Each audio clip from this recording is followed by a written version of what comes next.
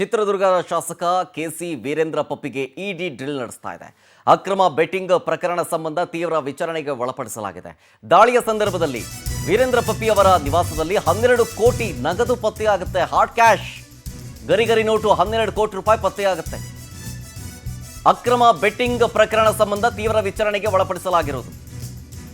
12 ಕೋಟಿ ಪತ್ತೆಯಾಗಿದ್ರಲ್ಲಿ ವಿದೇಶಿ ಕರೆನ್ಸಿ ಕೂಡ ಇದೆ. ಆಮೇಲೆ ಕೆಸಿನೋಗಳ ಬಗ್ಗೆ ಕೂಡ ಇವತ್ತು ತೀವ್ರ ವಿಚಾರಣೆಯನ್ನ ಮಾಡ್ತಾರೆ. ಪಪ್ಪಿಗೆ ಸೇರಿದ 17 ಬ್ಯಾಂಕ್ ಖಾತೆಗಳ ಮಾಹಿತಿಯನ್ನ ಸಂಗ್ರಹ ಮಾಡಿಕೊಂಡಿದ್ದಾರೆ.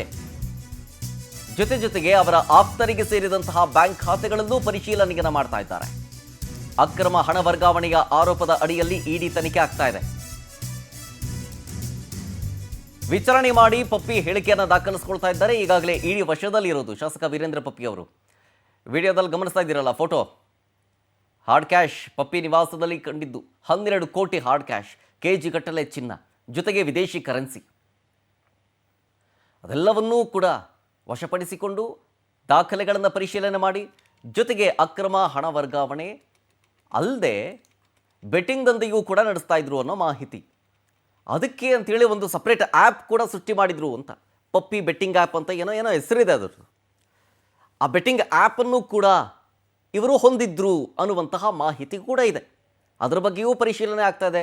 ಜೊತೆಗೆ ಕೆಸಿನೋ ವಿಚಾರದ ಬಗ್ಗೆಯೂ ಕೂಡ ಇವತ್ತು ತೀವ್ರ ವಿಚಾರಣೆಗೆ ಒಳಪಡಿಸಲಾಗುತ್ತೆ. ಅವರನ್ನು ಡೀಟೇಲ್ಸ್ ಕೊಡ್ತಾರೆ ಇದ್ರ ಬಗ್ಗೆ ಇನ್ನಷ್ಟು ನಮ್ಮ ಪ್ರತಿನಿಧಿ ವೆಂಕಟೇಶ್ ಲೈನ್ನಲ್ಲಿ. ವೆಂಕಟೇಶ್, ಇಡಿ ವಿಚಾರಣೆಯನ್ನು ಎದುರಿಸ್ತಾ ಇದ್ದಾರೆ ಸದ್ಯ ವೀರೇಂದ್ರ ಪಪ್ಪಿ. ಸಿಕ್ಕಂತಹ 12 ಕೋಟಿ ಕ್ಯಾಶು, ವಿದೇಶಿ ಕರೆನ್ಸಿ, ಜೊತೆಗೆ ವೀರೇಂದ್ರ ಪಪ್ಪಿ ಒಂದು ಪ್ರೈವೇಟ್ ಆ್ಯಪ್ ಕೂಡ ಇಟ್ಕೊಂಡಿದ್ರು ಅಂತ ಈ ಬೆಟ್ಟಿಂಗ್ ದಂಧೆ ಮಾಡೋದಕ್ಕೆ. ಈ ವಿಚಾರದ ಬಗ್ಗೆ ಮಾಹಿತಿ ಸಿಕ್ಕಿದೆಯಾ ನಿಮಗೆ?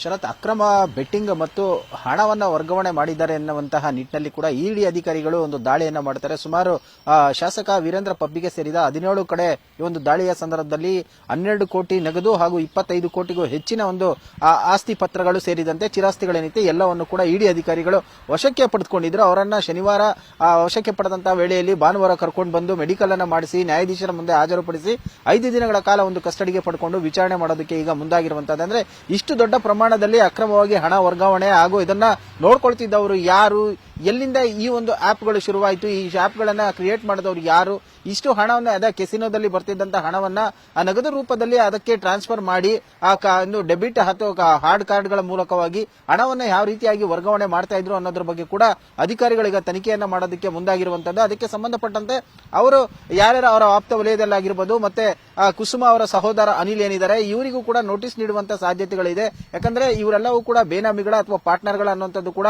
ತಿಳಿದು ಬರಬೇಕು. ಹಾಗಾಗಿ ನೋಟಿಸ್ ಅನ್ನ ಕೊಡ್ತಾರೆ, ವಿಚಾರಣೆಯನ್ನ ಮಾಡ್ತಾರೆ. ಇಂದಿನಿಂದ ಇಡಿ ಅಧಿಕಾರಿಗಳು ಕೂಡ ವಿಚಾರಣೆಯನ್ನ ಶುರು ಮಾಡ್ತಾರೆ. ಈಗ 5 ದಿನಗಳ ಕಾಲ ಒಂದು ಕಸ್ಟಡಿಗೆ ಪಡೆದುಕೊಂಡಿರುವಂತಹ ಅಧಿಕಾರಿಗಳು ಈ ಒಂದು ಹಣದ ಮೂಲ ಮತ್ತು ಆಸ್ತಿ ಪತ್ರಗಳು ಎಲ್ಲವನ್ನು ಕೂಡ ಮುಂದಿಟ್ಟು ತನಿಖೆಯನ್ನ ಮಾಡ್ತಾರೆ. ಈ ತನಿಖೆಯ ಸಂದರ್ಭದಲ್ಲಿ ಅವರು ಯಾವೆಲ್ಲ ಉತ್ತರಗಳನ್ನು ಕೊಡ್ತಾರೆ ಮತ್ತು ಇದರ ಹಿಂದಿರುವವರು ಯಾರು ಅನ್ನೋದ್ರ ಬಗ್ಗೆ ಕೂಡ ಅವರು ಉತ್ತರವನ್ನು ಕೊಡಬೇಕು. ಮತ್ತೆ ಇದಕ್ಕೆಲ್ಲ ಕೂಡ ಏನೊಂದು ಕಾನೂನಿನ ಮೂಲಕವಾಗಿ ಏನು ತೆರಿಗೆಯನ್ನ ಕಟ್ಟಿದಾರಾ ಏನು ಅನ್ನೋದ್ರ ಬಗ್ಗೆ ಕಂಪ್ಲೀಟ್ ಆದಂತ ಮಾಹಿತಿಯನ್ನು ಕೊಡಬೇಕು. ಒಂದು ವೇಳೆ ಕೊಟ್ಟಿಲ್ಲ ಅಂತ ಹೇಳಿದ್ರೆ ಮುಂದಿನ ದಿನಗಳಲ್ಲಿ ಕಾನೂನಿನ ಹೋರಾಟವೂ ಕೂಡ ಇದ್ದೇ ಇರುತ್ತೆ. ಜೊತೆಗೆ ಈಗ ಉಳಿದವರಿಗೂ ಕೂಡ ನೋಟಿಸ್ ಅನ್ನು ಕೊಟ್ಟು ಅವರನ್ನು ಕೂಡ ವಿಚಾರಣೆ ಮಾಡುವ ಸಾಧ್ಯತೆ ಇರುವಂತದ್ದು. ಇವರಲ್ಲಿ ಅಕ್ರಮವಾಗಿ ಏನಾದರೂ ಅವರು ಕೂಡ ಭಾಗಿಯಾಗಿದ್ರೆ ಅವರನ್ನು ಕೂಡ ಅರೆಸ್ಟ್ ಮಾಡಿಕೊಳ್ಳುವ ಸಾಧ್ಯತೆಗಳು ದಟ್ಟವಾಗೇ ಇರುತ್ತೆ. ಸದ್ಯ ಈಗ 5 ದಿನಗಳ ಕಾಲ ವಿಚಾರಣೆಯ ಸಂದರ್ಭದಲ್ಲಿ ಯಾವೆಲ್ಲ ಅಂಶಗಳು ಹೊರಗಡೆ ಬರುತ್ತೆ ಅನ್ನೋದನ್ನು ಕೂಡ ಈಗ ಇಡಿ ಅಧಿಕಾರಿಗಳು ವಿಚಾರಣೆಯ ಸಂದರ್ಭದಲ್ಲಿ ತಿಳಿದು ಬರಬೇಕಾಗಿರುವಂತದ್ದು. ಶರತ್, ಓಕೆ, ಥ್ಯಾಂಕ್ ಯು ವೆಂಕಟೇಶ್ ಡೀಟೇಲ್ಸ್ಗಾಗಿ.